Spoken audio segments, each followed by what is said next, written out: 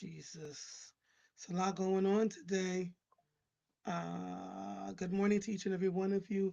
Welcome to Mornings with Marvel, where authenticity lives and thrives to create a space of growth, healing, and joy. I am your host, Andrea Lawful Sanders, and each day we will cover the topics that are informative and engaging while learning from each other. Good morning to each and every one of you. It's been, as you can hear, my voice is almost shot. I have been I spent a Saturday with my grandchildren and went out walking with them, only to realize that the pollen had taken a hold again in my throat. And Saturday night we coughed and coughed and coughed. It was horrible. I had to beg my husband so that I could go to church because I sounded horrible. And he dropped me off and picked me up and brought me home. And I spent all of yesterday in bed while you were all having Easter festivities. Mother was in the bed because I just did not feel well. So I have to figure out another way to do the to do my planting, that I have to wear my mask each time I go outside, because while the bee pollen and all the other things that I've been asked to take work, every time I go outside I negate it, right? So this morning I went to go planting, and bless my husband's soul, I have a face shield and I have a mask that I have to put on because it really, really impacts me. Good morning, Marguerite. Good morning, my darling. Good to see you. I know it's pen relays week, y'all. You all can tell when it's pen relays week. I have on, you'll see me in yellow, you'll see me in black, you'll see me in green. I can't really do a green with this green screen behind me, but I normally get prepared, and that's the other thing that I'm concerned about. My goal is to broadcast live from pen relays Thursday and Friday. And so, if my voice does not get better, that's not going to be a possibility. I'll be able to serve the athletes breakfast, lunch, and dinner, but I will not be able to get on the air if my voice doesn't get better. So, I have to truly rest it. There's a lot happening today. Pope Francis died overnight. People are all talking about him and all that he had done. When people die is when we learn the most about them. And in the instance of the Pope, I didn't realize that he shunned all the stuff that the other popes did, shunned all the formalities, shunned all the. He said, "We're here to serve people. This is not what we're supposed to be doing." And so he did not live in the papal palace. He rented a two-bedroom apartment with other priests. Like, I am just so grateful to see that he really was who he said he was, and that he really loved children, absolutely loved children. And so at 88, he is now gone. We will wait to see, what will happen, who will be the next pope. But in the middle of all this turmoil in our country and around the world, he is vanquished, as we would say in Jamaica. So we have a lot happening here, and I'm trying to figure out, how we go from here as it applies to the Catholics all around the world. Many of you may not know, or maybe I have not said it enough, but I was raised Catholic. So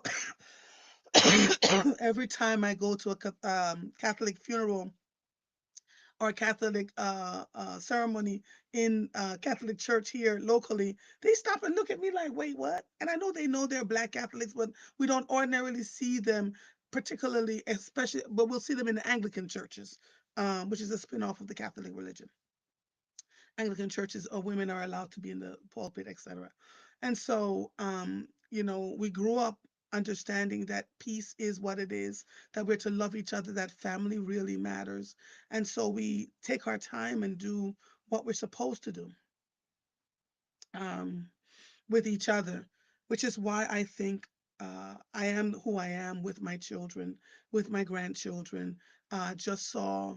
Um, I just saw my grandchildren this past weekend and took a long walk with them. And I'm telling you, that was what set me under. So it was an interesting time. Good morning, Laverne. She says, "Feel better. I love planting so far, but I can't get in the grass. Someone has to do it for me. The most I'll do is step in grass for grounding." um yeah, the allergy season, they say Atlanta, Georgia has the worst pollen this time of year. I don't think I've ever experienced anything like this. It's horrible. You just don't feel good. And I had to push myself to go to church. And when I got to church, I jumped out the car because I decided so late that I left my mask in the car, and it was the church was filled to the rafters, 15,000 people in the church. And I go, this will be the day that I forget my mask. So I had to come home and steam into all the things that I need to do to make sure that I would be okay. But I was so like, oh my God, I don't have a mask on. I couldn't figure out where to find a mask. I dug all through my pocketbook for minutes trying to find one, and I couldn't. So I just had to pray to God and figure out the rest of it, that I would be okay. I saw Dr. General's, the outgoing president of CCP, had a good conversation with him. He and his entire family were there. In front of me was District Attorney Larry Krasner. I mean, everybody was in Enon on Sunday, and I walked past a couple of news vans, but again, was not feeling the hottest. So I went in, got my glory, and came on home and laid in my bed, and that was the end of that. Um, so Pope died, and on this day in 2016, Prince died. And I want to read something to you. One of the reasons I loved Prince so much, is who he was in life, right? The music was fantastic, yes, but as a man and with the way he cared about children, I want to read this to you. My sister sent it to me. In late 2000, my voice. In late 2011, Prince Rogers Nelson walked into Capitol Guitars, a modest music store in St. Paul, Minnesota. Dressed in dark shades and an overcoat, he browsed quietly, barely speaking. The staff recognized him instantly, but mm, chose to respect his silence. He pointed at a few guitars, asked about the tonal differences between maple and mahogany, and then paused when the owner mentioned a recent conversation with a local teacher. The teacher had said that students at Amwatin Middle School in Minneapolis were losing access to their music program. Mm-mm-mm. Due to severe budget cuts, Prince nodded slightly and left without purchasing anything. 3 days later, a delivery truck arrived at Capitol Guitars. Prince had returned, but not to shop. Instead, he gave the owner a handwritten list and a simple instruction. Everything on this list, pack it and deliver it to Anwatin. The list included guitars, drum sets, violins, keyboards, amps, microphones, and recording equipment. When the owner asked if the instrument should be marked with a donor name or message, Prince replied, no names, no credits, just send love. The delivery created confusion at the school. Teachers and administrators at Amwat and Watton Middle School had no advance notice, and the delivery slip listed only a phone number that led to a private voicemail. Music teacher Kenneth Sims opened the shipment, stunned by the quality and quantity of the instruments. He assumed it was a mistake.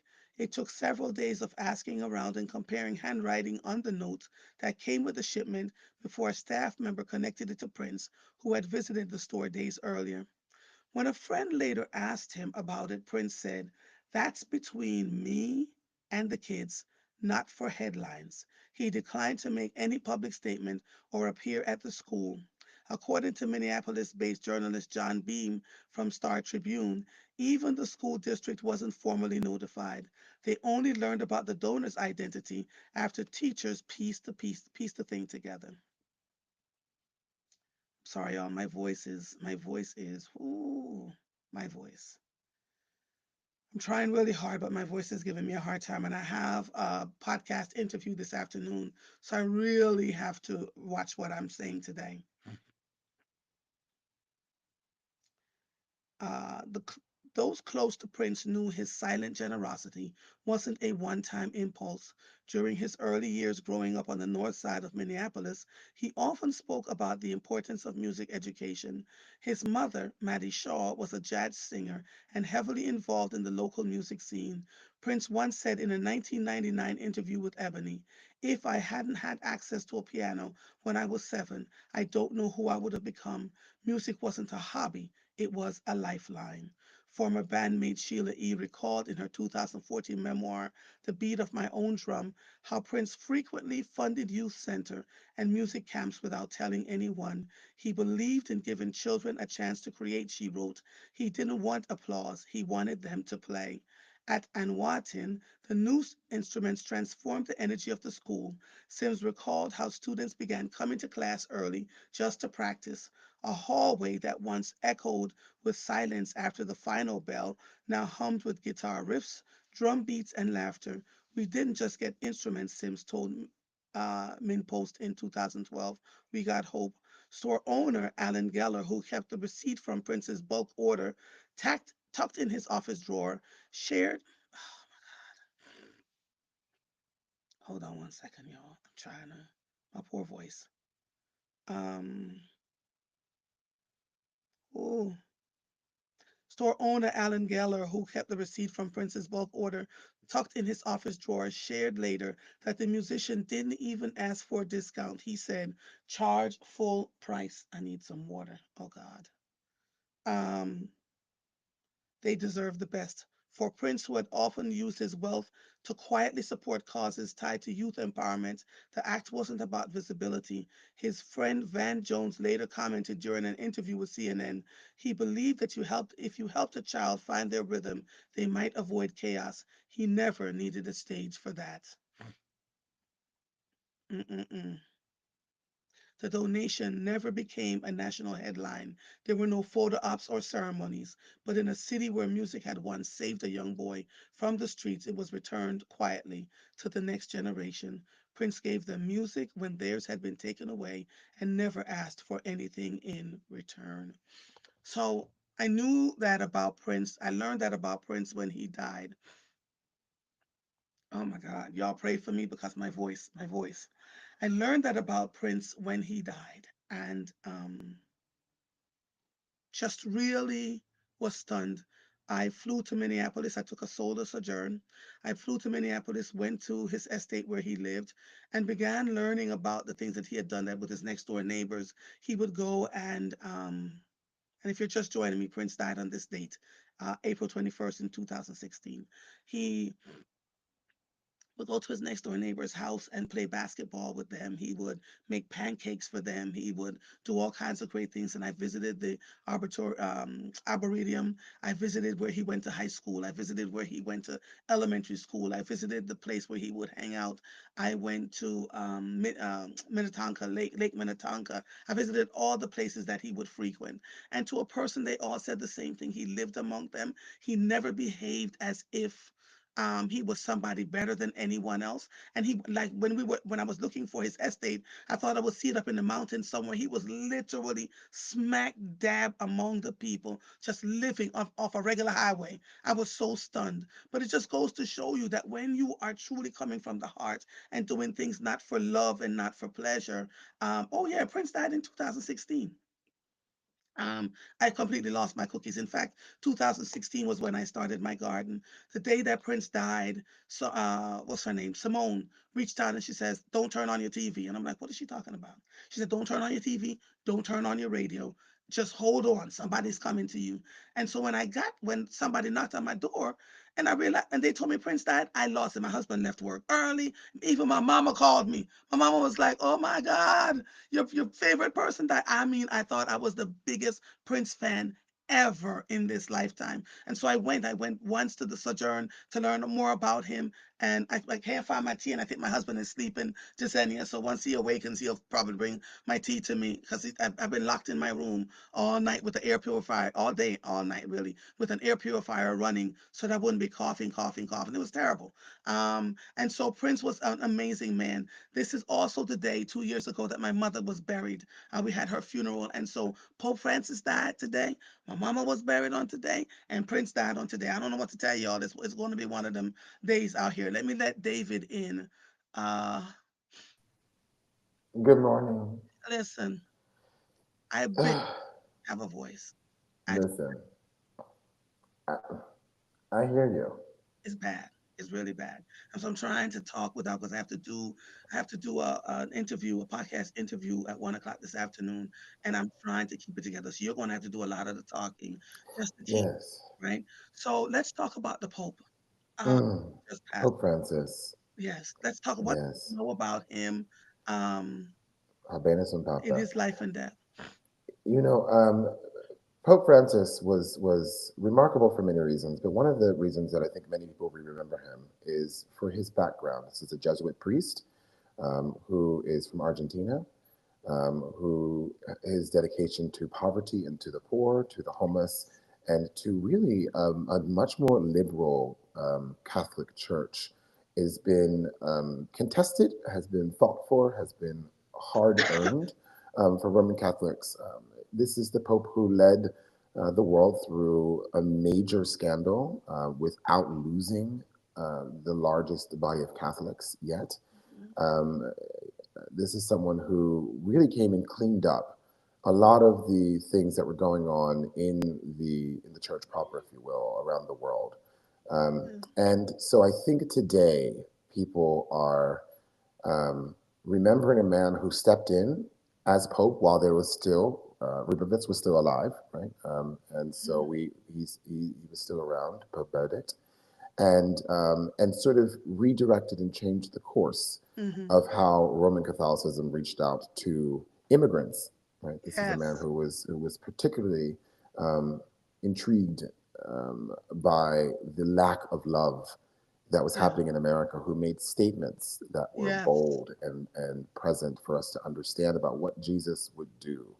And for him to die on Easter and to take his rest and go be amongst his other brethren is remarkable. It is remarkable. This is we were prepared for the Pope to begin his transition um, Mm-hmm. because he had been in and out of hospital, because he Yes. had been With making double his. pneumonia, right? That's right. He had called in members of conclave to begin to talk about transition. In that transition, it looks like it is a strong possibility that we might receive the first African pope in modern history. Um, the church is growing Yeah. tremendously on the Yes. continent, Right. and it is where its strongest holders. So there has been a lot of conversation about would this next pope be African, and where is the direction of the church? Will the church continue on its mission to expand its welcome stance to parishioners from around the world, or would it revert to a very conservative body again? And so there are lots of conversations being had He surrounding this was the legacy. man, though, David. He Thank you for was the not letting man. me talk. The less I talk, the better off my throat feels. He was the man, though. He Mm. literally lived amongst, the people. He kept saying, being a papal priest does not mean you get special dispensation. It means you are to love on the people and take care of the people. And they were mad at him, but he didn't Yeah. care.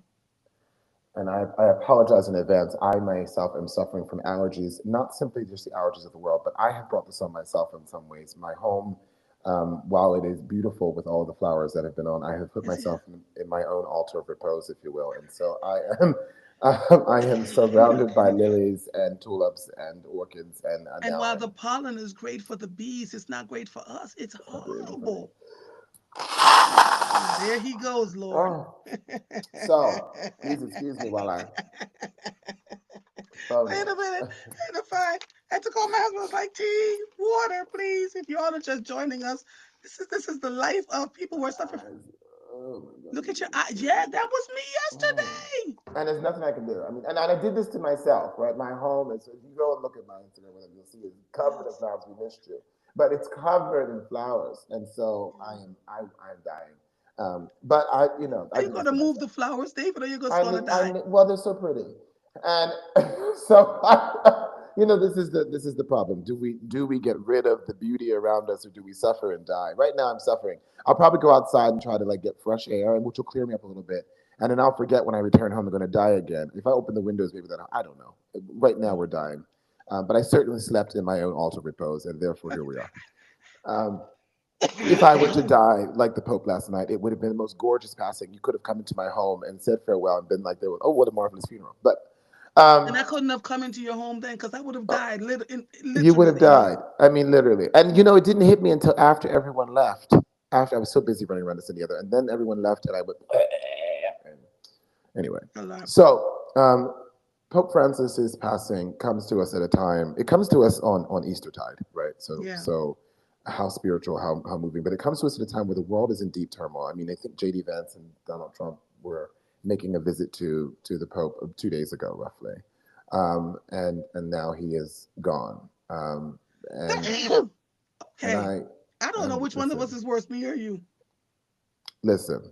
They'll bear with us. I hope. I hope y'all bear with Oh, us. Pastor Waller It's was like talking these in the past nuts pulpit and people. he had to sneeze. Everybody's dying over here. Yeah, It's a lot. yeah, yeah. So Spring yeah. and sprung. So I I am reflective and mindful of what the public will feel in the next few days. One of Mm, the most vocal voices of social justice in mm. the 21st century, Right. from a standpoint He's a of voice we power, needed and he's now gone. and he was the voice that we need in many ways. I mean, this is someone who stood up to dictators, to presidents, to oligarchs, to monarchs, and said, "This is what Jesus would do." And really, um, I cannot, in my memory of the three popes that I have been alive to know. Mm, There may have been a fourth during my lifetime, but the three that I can remember, John Paul, and then Ratwitz, and then mm, now, mm-hmm. John, I think that we are seeing a different a different reaction today to Yeah. this death, because this kind of feels like a warm person that you know, Right. for So do even you think we're going to go non-Catholics. back to the way things were in the Catholic Church because he was really a different kind of I am leader? I am fearful. I think he stirred up a lot of animosity within the cardinals in the College of Cardinals, because he would not allow the College of Cardinals to carry on the way in which they had been. Right. But the And so I people still think appreciated him though. that's right. And so I think while the parishioners and the world appreciated his stance on social justice, which was very Christ-like, if you will, right, to say no, and this is how it will be done. I think the cardinals have a slightly different opinion, and Right. I think that we may see a revert, particularly if what we receive is the next African cardinal becoming pope. I think we'll see a very large change in its public and social stances. And I Right. don't know that that is necessarily a good thing for Catholicism and for the world. I think there's going to be quite a flex going on now. So this will Yeah. be a tumultuous time. Should be interesting. For those of you who are on Instagram with me, forgive me. I just joined Instagram. I thought I was on live. This is how crazy my life has been this morning. I thought I was on live and I wasn't, so I just joined Instagram. So forgive me for just seeing me here. Good morning to those of you on Facebook and on YouTube. I see you all talking to me here. So let's move from the Pope to Prince Rogers Mm, Nelson, who yes. was just one of the kindest, most humble human beings. I went to visit his estate right after he died. He died on this day in 2016. And then in May, I took a sojourn to his estate, and it was right there in the middle of a highway. I'm like, that's Prince's house? He was so normal. And I just read a story about how he visited a music store. Someone spoke about the fact that the Yes. children at a local high school were closing their music program. He came back and bought all the And bought all the instruments gifts. Yeah. and told them no name, no. He did so much for so many people. Quietly. It was amazing, and that I love that about him. I don't know if you're aware, but I am like the biggest Prince fan ever, ever, like ever, like ever. When He he, was a musical genius, and I think what yeah, most people don't recognize about Prince is how much he wrote that he didn't perform. I mean, right? So he was constantly writing for others to sing. So I think there's a huge library of things that people are mm-hmm, unaware of mm-hmm, that he touched.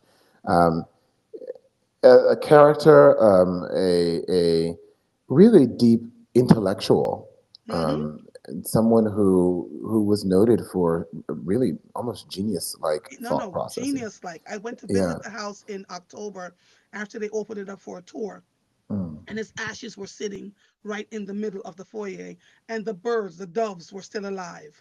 right? And you could see the doves flying around. And when we went into a particular room, he had thousands of written music Yeah, that had yet to be produced. And I don't know if they'll ever be produced in this lifetime. But along the walls, you saw all the people he met. James Brown, just you just named the people, and they were there. And he had all these beautiful guitars. You would love the space, David, if you had never visited. And all the rooms were very unique. And they say he was writing two and three and four songs a day. A yeah, day. yeah. Pure Prolific, genius. prolific writer, and he died Easter Day. Right, was it? What did he die? Easter April Monday. 16th, today on 2016, he died. Yeah. hmm April So 25th. we remember him as well in this sort of Mhm. change of season, Yeah. and I always think that it's extra special when you die over Holy Week or Easter. I wonder if the gates have certain trumpeters up there at this time of year, Yeah. um, but I think what we're going to experience is a shift in world understanding, world dynamic, world politic, without a check and balance. And this seems to be the theme of the week. Without check and balance, um, I we am would. not sure that people understand yet that the very foundation of our democracy has been uprooted. I think with the Supreme Court saying you must, make these actions, and the president today would is likely going to ignore the Supreme Court. I think that would be what we've all been um,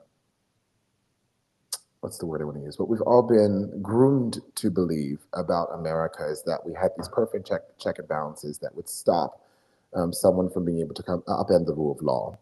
And Yeah. what we know to be true, what has been tested now for the first time by the president of the United States, is that the court martials, which would have to arrest him should he disobey the order of the Supreme Court, for instance, will not arrest him because, of course, he controls the court martials as the executive branch. So what we see now is this more perfect I union was wonder only. though, David, Hmm. Lord Jesus, these allergies. I wonder though if there are going to be people within his ranks that will defy him. I don't know that. I think the last time around, he was so used to having people in the ranks that defied him that this time he's chosen people who are even more fanatical than he is to surround himself with.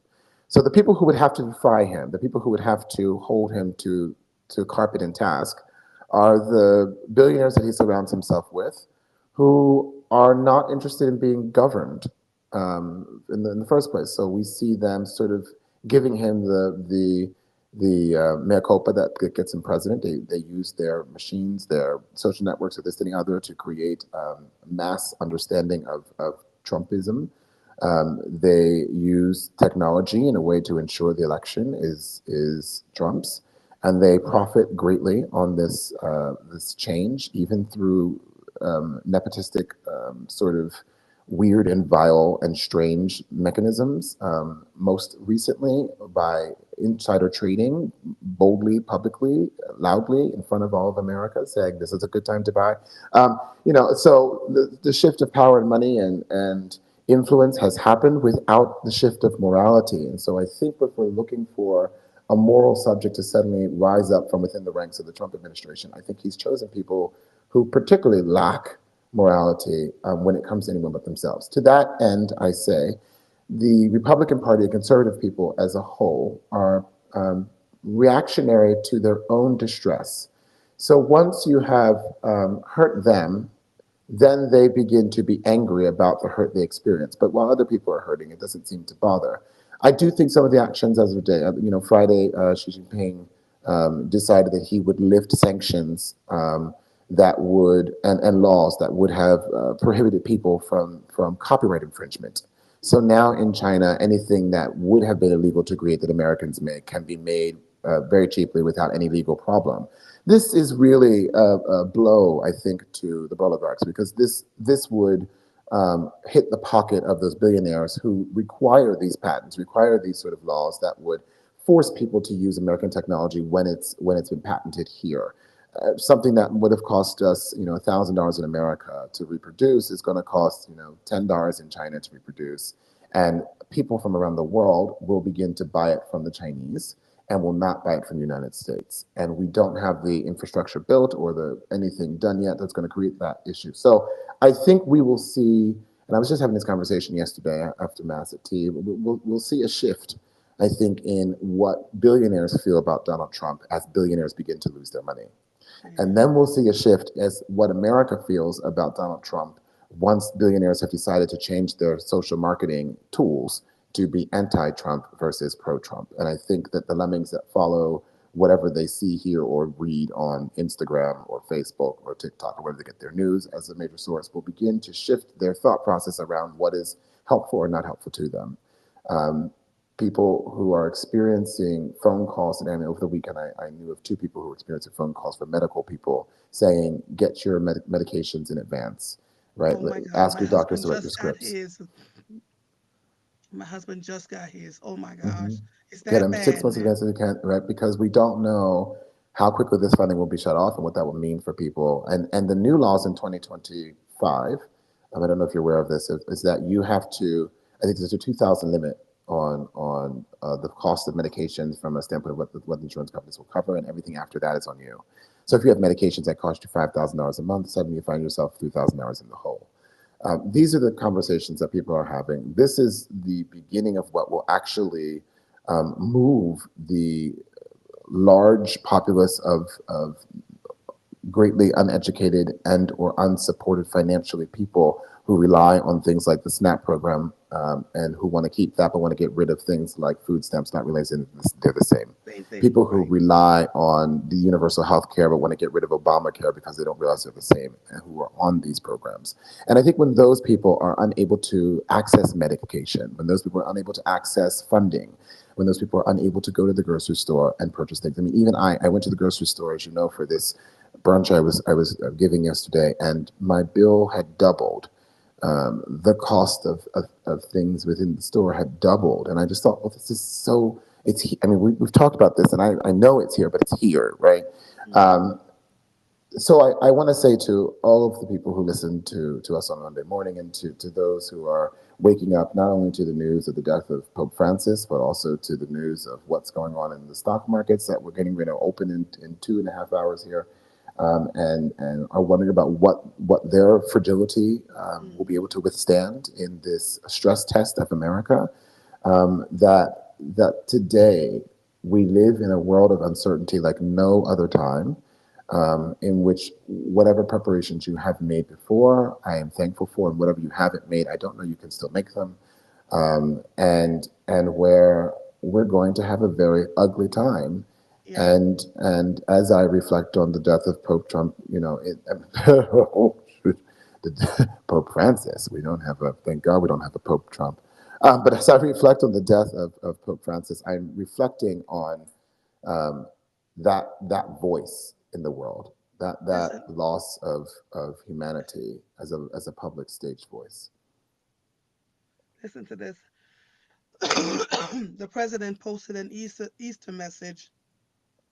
I don't know if you saw this. President Trump slammed former President Joe Biden, the radical left lunatics, and okay, should Yes. I just President Trump slammed former President Joe Biden, the radical left lunatics, and the courts in a message Sunday while wishing them with great love, sincerity, and affection a very happy Easter. Minutes after sharing a more traditional Easter message on Truth Social, saying he and First Melania Trump would wish everyone a very happy Easter, the president posted a longer grievance-filled message. People were so upset about that. U.S. now has 800 cases of measles nationwide as of Friday, and two more states identified outbreaks this week. Texas is driving the high numbers with an outbreak centered in West Texas that started nearly 3 months ago and is up to 597 cases. Two unvaccinated elementary school age children died from measles related illnesses near the epicenter in Texas, and an adult in New Mexico who was not vaccinated died of a measles related illness. Other states with active outbreaks defined as three or more cases: Indiana, Kansas, Michigan, Oklahoma, Ohio, Pennsylvania, and New Mexico. So the measles outbreaking, right? They've been protesting nationwide this past weekend. Protesters in Philadelphia, anti-Trump protesters turn out to rallies in New York, Washington, and other cities across the country. This is still going on. The news is not covering not one bit of this. The No, people rallied outside the White House against the president. Why am I asking this silly question?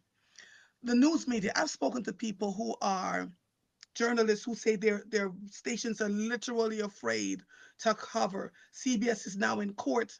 ABC was fined. George Stephanopoulos said his hand slapped hard. I was hard.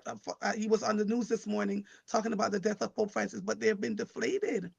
They've literally been deflated from speaking truth. Like everything that we know, that we've read over the years, is actually happening in real time.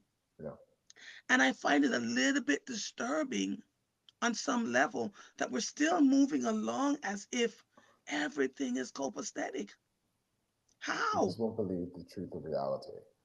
There's a lack of believing the truth of reality that is existent today. I mean, we have people who, um, in the face of fear, there are many people who choose to just carry on as though it were normal, and so those are then But often the David, same there's people nothing who, normal about this. there's nothing normal about this, but you They're can't tell them that. snatching people off the streets. We're watching videos of people being snatched off the street Gone, and disappearing with disappeared. no mark of police on the no mark of ICE, just randomly grabbing people, Yeah, and they're disappearing. yeah, so long.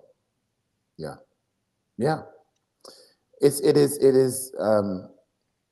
is amazing to me, to see how we have gone from, a progressive Yeah, and joyful, people who were at the top of the world's game, um, to a distrusted, confused, and shaky nation of people who are not really sure what it means to be American, and yeah, um, and who so easily had their car hijacked by people within their own ranks who, felt ignored or unseen, but yeah. whose understanding of what to do about that is so sadly uneducated, dystopic, and not so really. So I am.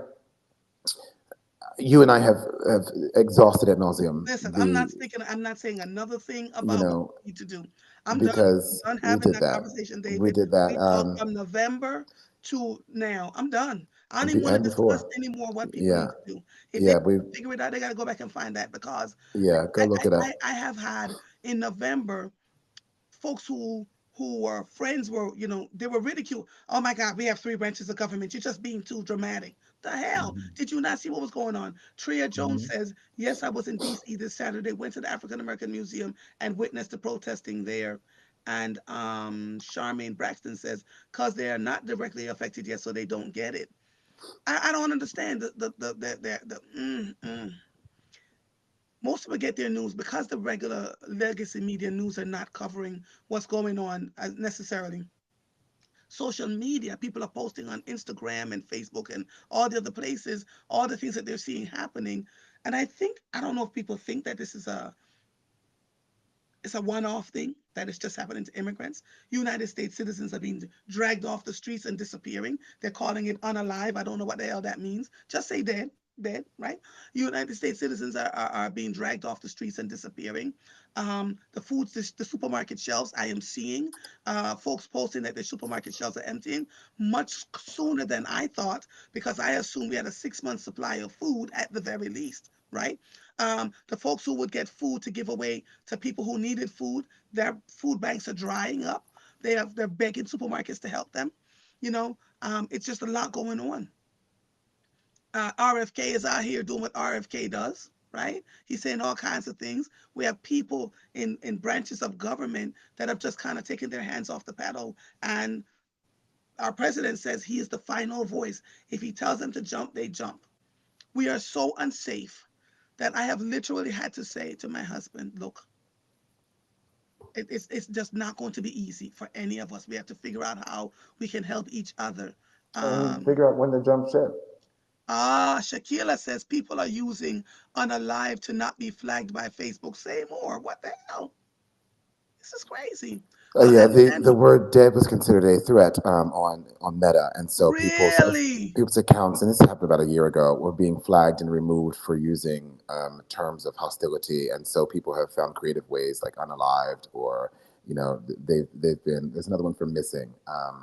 Um, but there's lots of terminology that people have come up with to be able to get around the Ah, algorithm. that makes sense to me now. Thank you. Thank you, Shakila. Alexandra says a video on social media is asking, where are the women that were arrested by ICE? We hear of the men, nothing said of the women. That's absolutely true. Absolutely true. Joanne says it's sad. It's a sad time in our country that we have to keep our passports, IDs, and other things on our person just to maneuver around for daily tasks, and we're still not safe. I don't care if you carry everything. If they decide that they want to grab you, that's what's going to happen, right? That's it. Yep. Laura says I listened to a blog. I forget if it was MTN, but they said that Joe Rogan and Candace Owens are starting to question Trump. Candace Owens is very. This is interesting. Candace Owens, who was one of the most vocal people on the face of the earth, who really was detestable for many reasons to me, because she didn't seem to understand her background in a way that I could palate as a descendant of former enslaved people. She didn't seem to give credence to the challenges that Black people came up with. But Yeah, today, it's very interesting because she has this very different view. I mean, she's now married with a child. And she's beginning to speak, and some of the things she's been saying more recently are actually quite interesting for me. It's almost like she's now waking up to the things she's seeing, and she's using the same voice she used before to bash liberal media and this and the other, to begin to challenge and question the very fabric and understanding of the MAGA party. And so right. I am intrigued by her journey and what she's saying, because I find that she Is is she standing up shifting to. in the way she is she now challenging the Republican She's Party? less challenging the Republican Party, but exposing aspects of the Republican Party.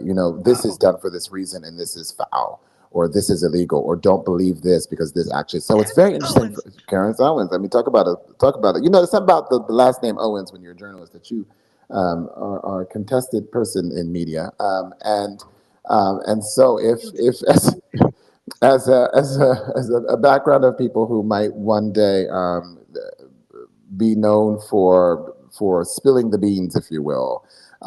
Candace Owens is certainly doing a 180 in her coverage of MAGA media and of Donald Trump. That is really true.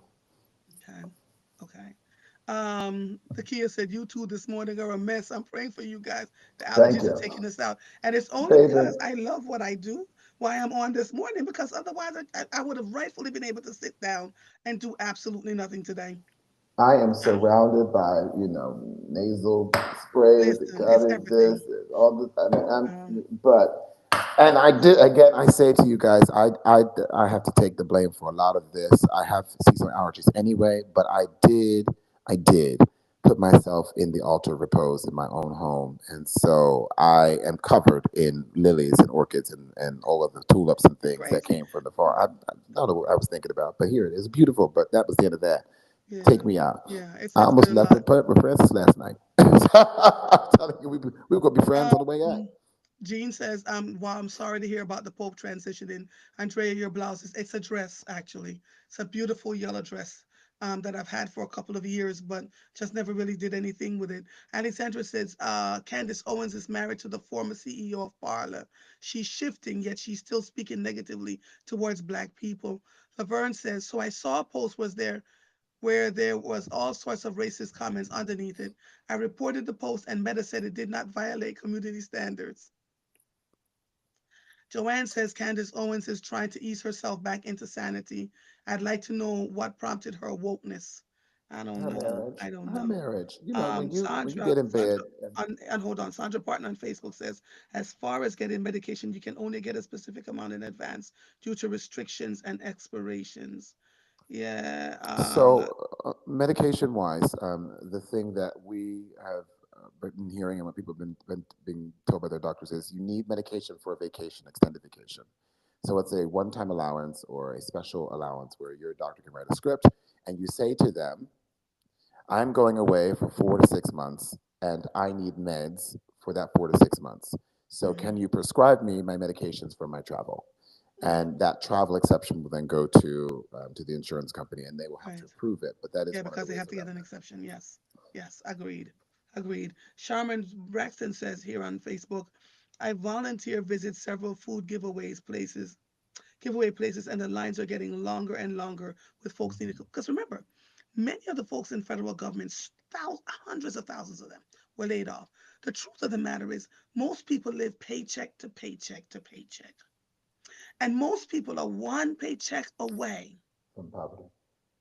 right? Right. And so the conversations are being had now. People are losing their jobs and not telling folks that they've lost their jobs, right? This is the time where you have to be so close to your families. It is. I privately shared with friends that maybe about 3 weeks after she gave birth to their third child, my daughter-in-law lost her job. They said that they were closing the company. They closed the company. Here she is with a brand new baby, and she has a set of twins and a brand new baby. And I'm sharing transparently with all of you. I don't know if I've ever done this, but I'm doing it now. And so as a family, my husband, my ex-husband, myself, my sisters, my father, who else got involved? And my youngest son, all of us pulled together and for 18 solid months helped them because she could not get a job. She kept trying, she kept trying, help them so that they could continue to pay their mortgage, continue to make sure the children were doing what they needed to do. My son finally got a job, a different job. And by the way, as he was working the job that he had, they told him he had to come back to work, but that where that location was in Texas. He said, "I'm not picking up my family and moving to Texas." So for about 8 weeks, we're all like, "Okay," and we dug in. How are we going to help him? Blah blah blah blah blah. He got a job. The he started a new job the day he had to leave the old one. It was Mm. so it was so and when I say, and I'm sharing this with all of you because I think people are going through this and no one's really talking about it. But my current husband, my ex-husband and I, we all sat down and said, okay, what do we need to do? And every month for the last 18 months, we've been giving them money, buying so they could help to pay their bills, but help to buy food, that kind of stuff. And I'm so grateful that we were so close and so close knit as a family. My one sister said, okay, here's what we're going to do. Open up a checking account, and for the babies, we're just going to put money in it every month. If you don't have a family setting like that, when the rubber meets the road, then there's just you can't figure out what you're going to do, how you're going to do. It's not an easy thing to do, but we stuck together. And so Right. now he's breathing. He's like, Mom, this is amazing. But imagine if he had to take his 3 children, his 3 dogs, his wife, and move because they were like, well, how are we going to do this? And we, as the adults, we said, no way are we going to let them leave their home, right? Because to go into an apartment just doesn't make any sense with all these babies, and the apartment costs as much as his mortgage, if not more in Mhm. some cases. So we worked hard, but I am finding that families don't talk or children feel um embarrassed to have the dialogue with their parents, or parents are like, well, you're just going to have to figure it out. I was absolutely ready to move them back into my house. Do you understand what I'm saying to you? I was like, all right, if the rubber meets the road, if we can't do anything else, I was absolutely ready to sleep on my sofa and let them have our house. Me and my husband, we were out, or move up to the third floor and let them have the second and the first and the basement. Like everything was being planned. But how often do we are going through this and we don't have this conversation with anybody? Right? And our children continue to suffer, or we continue to suffer in the midst of it all. What would have happened if I was not someone who was willing to not spend money on certain things so that when they needed help, right? One of our other sons came and needed help, and we were able to help them too. You have to be. We have to forsake. Lord help me, Jesus. We're in a time where we have to literally go back to basics. Because in the last several days, all I keep hearing is this one lost their job. This one was downsized. This one had this happen. That one had this one. This one had a mental breakdown. And as families, we're not having the conversations, right? Absolutely. Absolutely. And And so you we know, must figure it out. there's a lack of training to have those conversations, right? So it used to be that the nucleus of the family would have, let's say, children who would go to school and move back into the family home until they became married, and then they would go off to have their own families. And so you had children who were in at home with their parents until they were in their 30s or in Yeah. their early 40s before they really started their careers. And that's not true anymore, right? It seems that most people leave the nest around 18 to 25 and they don't return home. And so the family unit of family living in one house, then so the cycle sort of continued. Hmm. Once you had that, you had a kid and mom or dad moved back in with you to help you take care of your baby, right? And so these units of family units that we used to have, particularly in the African American community, are really not what they used to be. And I and Hmm. I and I think we'll see it again. Of course, I think depressions and economic strife always causes people to shift how they move and how they live Yeah. and where they do those things. But I am um, I am not surprised to learn that, and I'm not surprised that those are the reactions of people that were not Andrea Lawful Sanders, because Andrea Lawful Sanders was raised in Jamaica, where Yeah. that is still a But really we still important. take care of each other. The Absolutely. family unit matters here Yeah. greatly. Yeah. When I say it was a no brainer, we all closed ranks and was like, don't worry. Yeah. We will do less for ourselves and make sure you Yeah. have what you needed. And we got them through a year and a half.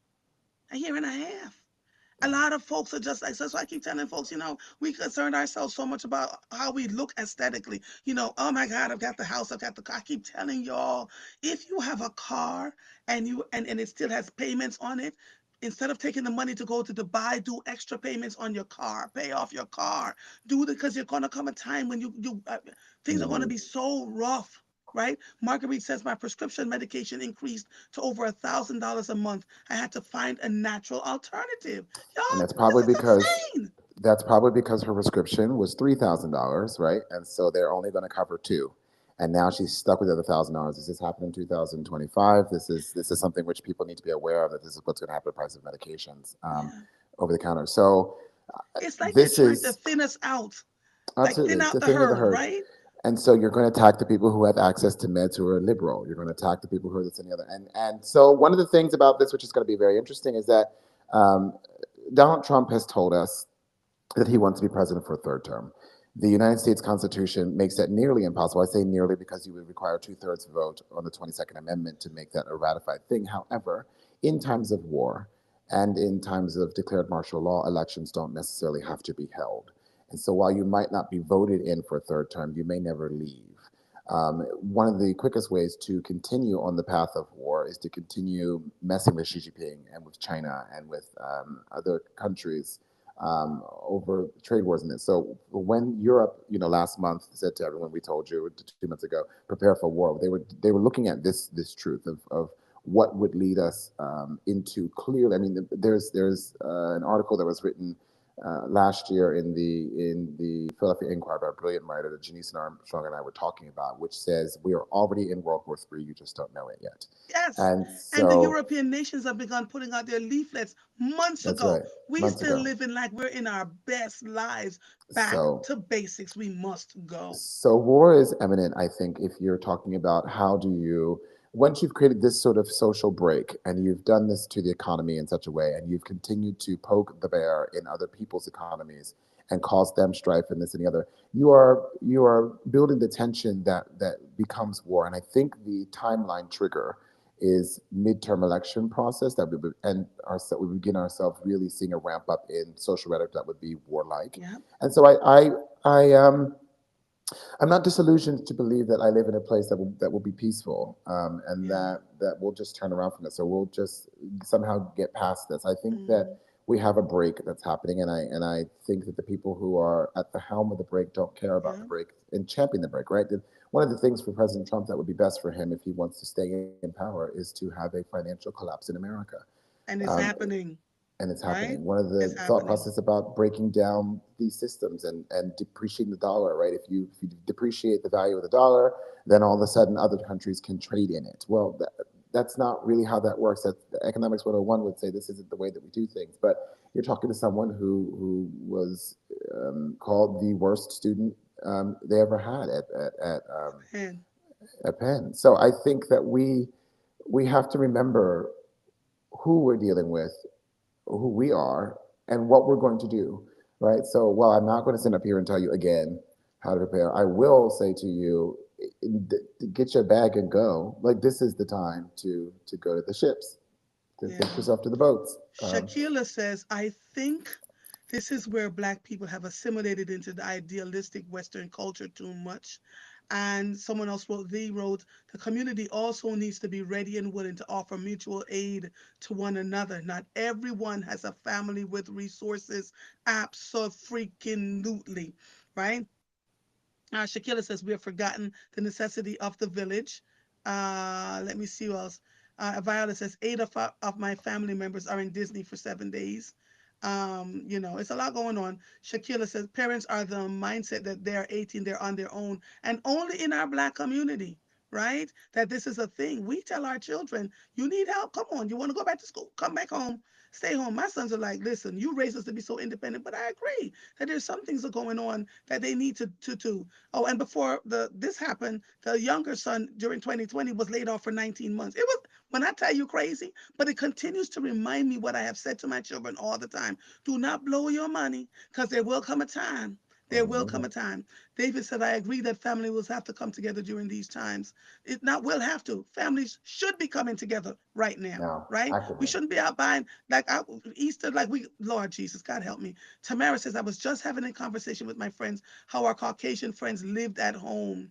Marguerite says, thank you for your transparency. Listen, not my pleasure.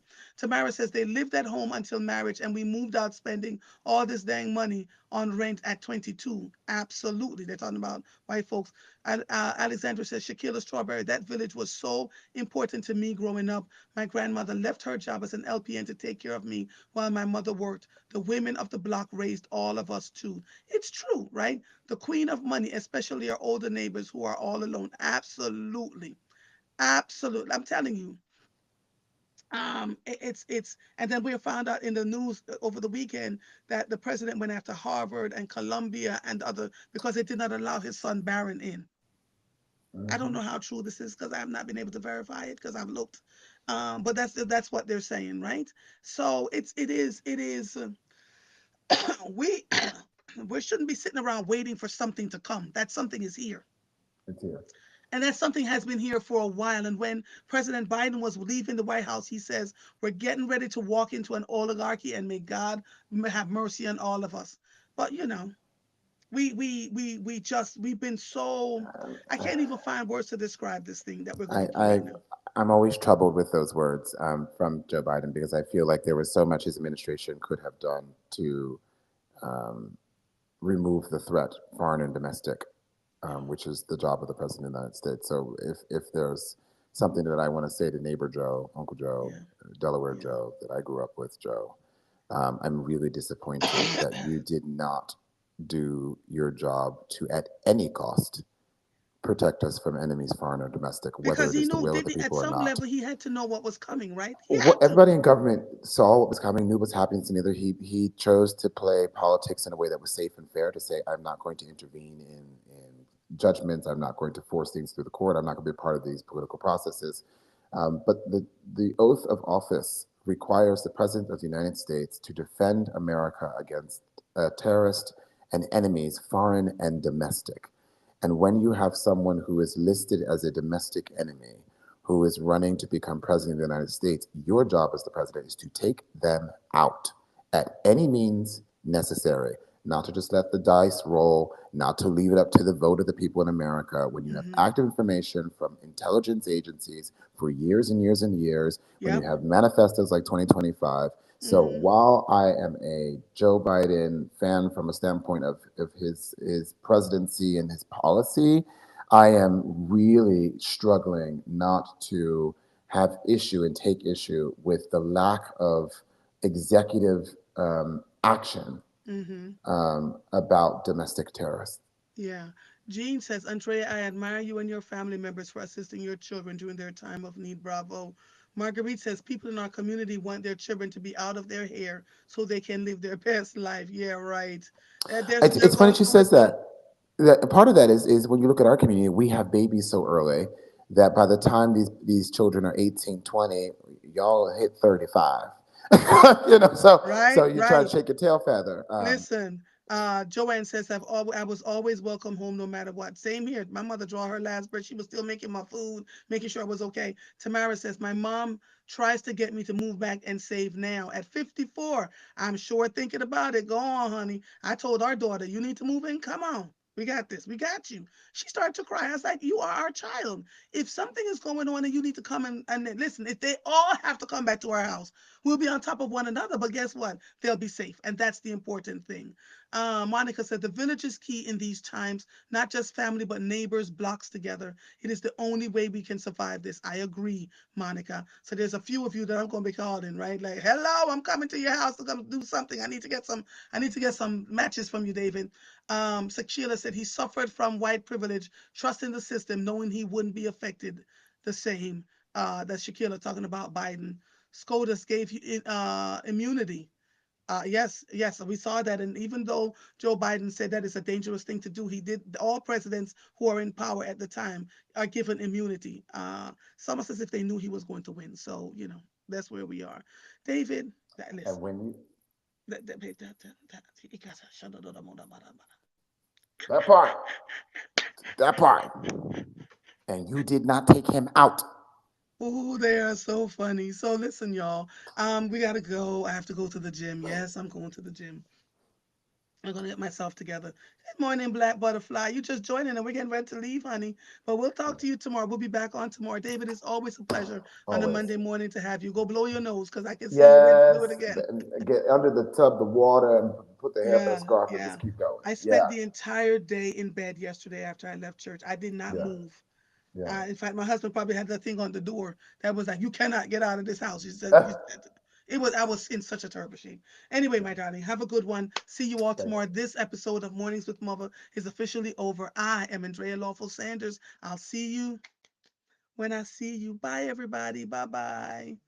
Who child? Bye, bye, darlings. And